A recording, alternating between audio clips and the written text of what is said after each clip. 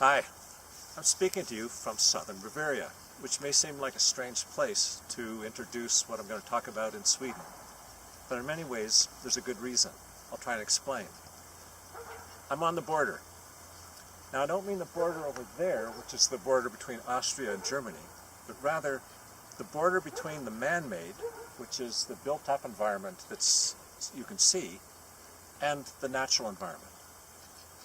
And what I'd argue is what I'll speak about in my presentation is about the same border, but in terms of the technologies that we make and the natural world of human society, of actually nature even, but of our work-a-day, live-a-day, play-a-day life, and how these have to intertwine.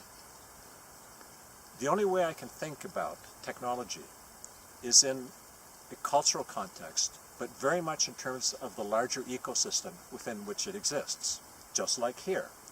And if you look around and you sort of see the mountains behind me, but also just how the farms are laid out, the houses and the fields, there's a deliberate attention to design and to the transition and the interweaving of these two worlds. And furthermore, each house relates to every other house, just as the people and the animals and so on that live in this ecosystem coexist.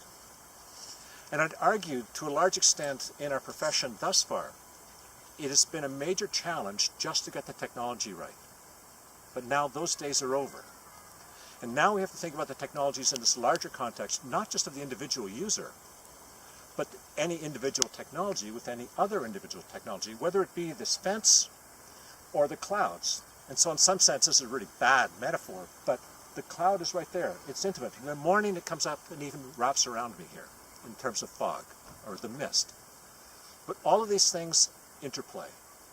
And the entire ecosystem isn't dependent on any one of them, but every one of the elements is in fact essential to the whole.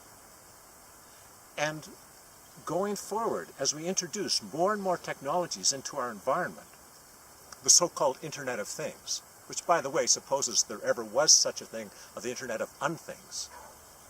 But as everything is connected, how do we go beyond connection and understand the relationship, and in particular the social relationship, and more so the values that underlie those social relationships, so that we actually set a culture and a design society of technologies amongst the technologies, and then those technologies amongst the people within which they exist, in a way that reflects our values and very much our brand.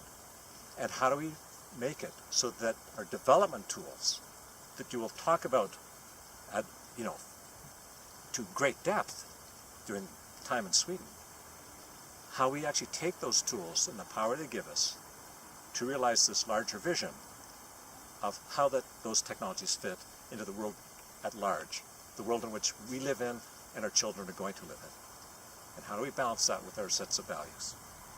And that's about what I'm going to talk about. And that's why I'm talking about it from here.